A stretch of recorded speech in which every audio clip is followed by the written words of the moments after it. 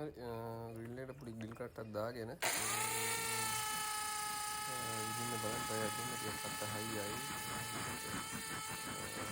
අද කරලා රීසෙට් එකක් දෙන්න වෙනවා. මොකද විශේෂයෙන් මේක කරනකොට ඒත් කරගන්න පුළුවන් බැරි නෑ. කට්ටේ උඩට වෙනවා වගේ ගන්නයි තියෙන්නේ.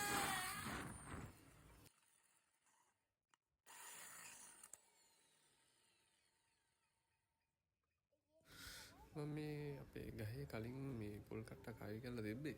හැබැයි මං හයි කරලා තිබ්බේ අර යට හිලක් තියෙන එකක් තමයි මේක වැරදීමකින් ඊට පස්සේ ඒක වයින් කරලා තමයි මේක හයි කරන්නේ. ඒතර මං විදපු හිල තියෙනවා. ඉතින් මම ඒකටම මේ එනයක් දාලා ස්ක්‍රූ එනයක් දාලා මේ හයි කරගන්නවා.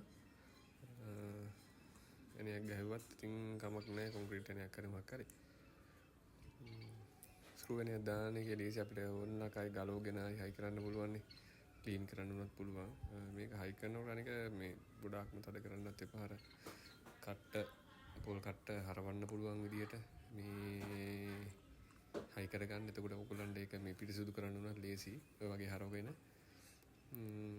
මදිනකොට ඉතින් මොකක් හරි බ්‍රෂ් එකක් දාලා හරි පොල් මුඩක් දාලා හරි මැදලා අපිට ක්ලීන් කරගන්න පුළුවන්. මම මේකට වතුර ටිකකුත් පුරවනවා. එතනින්ද මම වීඩියෝ එකක් දාන්නම් මේක වතුර බොනවා කට්ටිය. පුළුවන් නම් හැමෝම කරන්න. ලොකු පිනක්. වතුර බොන්න එහෙම කුරුල්ලන්ට ගොඩක් තනක් හොයාගන්න අමාරුයි. කන්න තිබ්බත්.